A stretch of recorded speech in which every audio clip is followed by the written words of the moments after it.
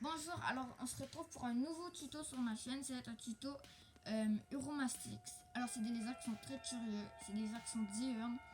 Après, tout ce que je vais vous dire, c'est surtout pour les Uromastyx de 30 à 35 cm comme un peu les Uromastyx du Niger ou Ornata. Ou Uromastyx ornés, mais moi surtout, qu'est-ce que moi en fait, mon Uromastyx c'est un Uromastyx Ornata.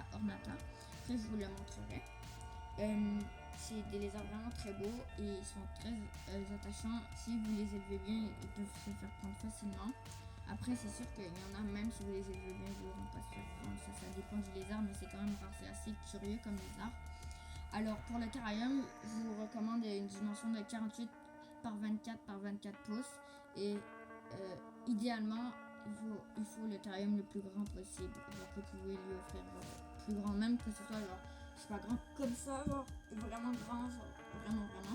Genre ça serait normal, mais genre là, très grand. Genre, si vous avez de la place dans votre maison, si vous êtes assez riche et que vous avez une grosse maison et que vous pouvez, je sais pas, ça m'étonnerait, mais vous pouvez lui offrir un terrarium immense, vous pouvez. Alors, par exemple, pour les terrariums, je vous déconseille un aquarium. Parce qu'un aquarium, la main, en fait, l'ouverture est par en haut. Donc, quand vous allez plonger la main, ça stresse les lézards quand ça vient par en haut parce qu'ils ne peuvent pas vraiment voir. Genre. Donc, il ne faut jamais que vous mettez la main par en haut, même quand vous allez les prendre par en bas. Toujours. Mais ça, si c'est juste 1 cm, c'est pas grave. Mais genre, je veux dire, il ne faut pas que vous plongez votre main comme ça. Alors, c'est mieux les terrariums à ouverture frontale. Alors, comme température, je vous conseille une température forte. Et ils ont pour avoir une bonne croissance. Parce qu'ils sont incapables de mastiquer et parce qu'ils coupent grossièrement en fait leur nourriture. Parce qu'ils n'ont pas vraiment de dents, en fait, ils vont vraiment couper leur nourriture. Pour les températures, le jour au point froid de 30 à 35 Celsius et au point chaud de 35 à 45 Celsius. Et la nuit au point chaud et froid de 18 à 24 Celsius. Pour son éclairage, il doit avoir un éclairage complet et fort. Il doit aussi, très important, avoir des lampes UV. Et parce que c'est très important afin de métaboliser notamment la vitamine D3 et l'absorption de plusieurs minéraux dans le calcium. Ils sont très importants ces minéraux-là. Le jour, une lampe chauffante de 100 à 50 watts placée d'un côté à une distance minimum de 12 pouces de la surface la plus proche atteignable par votre Uromastyx. Sous cette lampe, il faut avoir une roche de couleur foncée et vérifier la température du terrarium à chaque saison et ajuster-les. Mais il ne faut pas oublier de mettre les lumières UVB aussi, il ne faut vraiment pas oublier. Et la nuit, il faut fermer toutes les lumières parce qu'il n'utilisez pas de lumière de nuit et des tapis chauffants à moins que la température tombe sous 15 Celsius, mais ça m'étonnerait. Pour l'aménagement du terrain, il faut mettre plusieurs cachettes, mais attention parce que si c'est très important, si votre lézard décide d'aller se mettre dans une cachette, ne l'enlevez pas de sa cachette, il va être vraiment fâché, il va pas être gentil, il va être un lézard très stressé. Alors ne l'enlevez jamais de sa cachette s'il est dedans. À moins que ça fait genre vous l'avez pas vu, pas au début, mais exemple ça fait genre je sais pas 2 ans que vous l'avez, il est super gentil tout, il sort toujours et un jour il sort pas pendant comme je sais pas une semaine, ok oui sortez et essayez d'ouvrir la cachette pour voir s'il va bien. Mais en tout cas. Ensuite, comme nourriture, il doit avoir 75 à 85% de légumes feuillus, de 50 à 10% de fleurs comestibles, de 5 à 10% de légumes autres, de 5 à 10% de graines et de légumineuses, de 0 à 5% de fruits. Et il faut ne leur donner pas d'avocat, de rhubarbe, de feuilles de tomates et tous les aliments de la famille des oignons et de l'ail. Comme supplément alimentaire, vous pouvez saupoudrer la salade de ripachi. Attendez, je vais vous montrer ça comme ça. Je suis réapparu.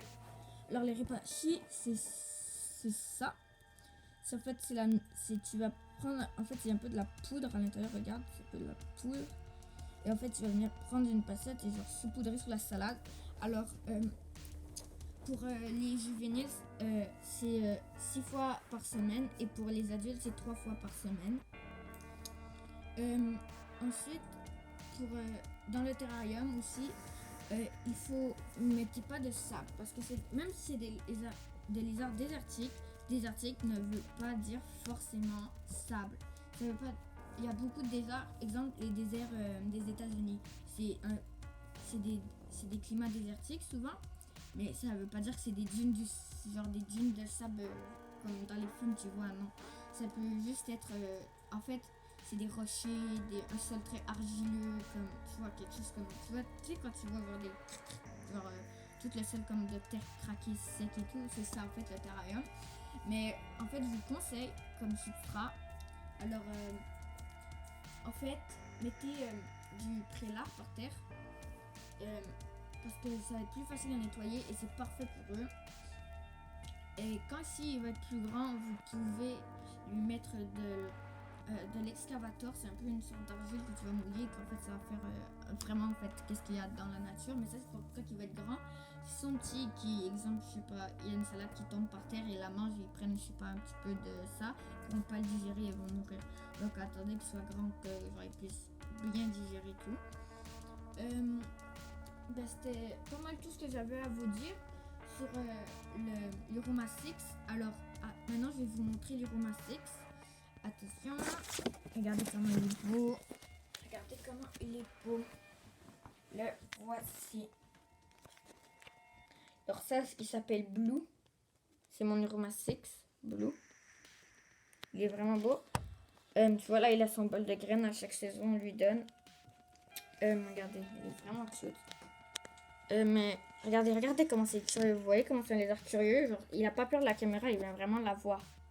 Regardez. Vous voyez? Et il a vraiment des belles couleurs. Il a à peu près, je crois, 1 an et demi. Quelque chose comme ça. Alors aussi, achetez jamais votre lézard dans une animalerie. Parce que dans une animalerie, ils les prennent dans la nature déjà. Donc, vous pourrez avoir des parasites et ainsi de suite. Vous allez être vraiment triste s'ils meurent. Alors, prenez-les jamais dans une animalerie. Même parce que dans une animalerie, leur but, c'est vraiment business. Ils ramassent, ça part, ça ramasse, ça part. Ils ramassent, ça part, tu comprends? Leur but, c'est vraiment d'avoir le plus possible de lézards et leur donner le plus souvent. Alors, en fait, comme setup, mettez pas du grillage. Faites comme ceci. Regardez, vous pouvez mettre pause. En fait, c'est un truc de bois coupé pour mettre les lampes. Faites vraiment comme ceci. Regardez avec une aération ici. Comme ceci. Avec les lampes en dessous. En tout cas, ça, c'est mon Uroma 6. Alors, regardez, il a beaucoup de cachettes. Le terrarium est assez grand. Le seul problème, c'est qu'il n'est pas très haut, donc il faudra un jour qu'on le change. Mais pour l'instant, c'est correct. Parce que même s'ils sont désertiques, genre ils aiment des fois bien grimper. Regardez comme il est cute. Regardez, attends. J'espère que je vais pas lui faire peur parce que tu vois là, il sait qu'il est en sécurité, mais peut-être que si j'ai la tablette dans les mains, il va avoir peur. Mais normalement, il se laisse caresser. Il est très gentil. Attends. Tu veux-tu, Blue?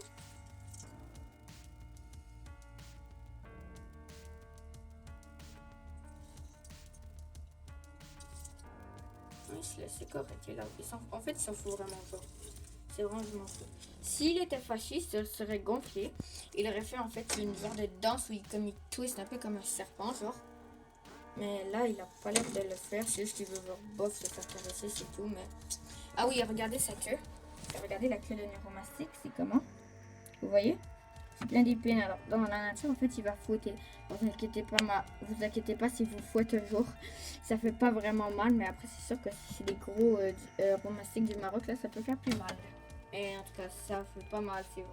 C'est vraiment très inoffensif. Je vous dis, il va vous prévenir. Il va pas vraiment vous taper direct. Il va vous prévenir avant de vous taper. Regardez. Je sais pas qu'est-ce qu'il fait là.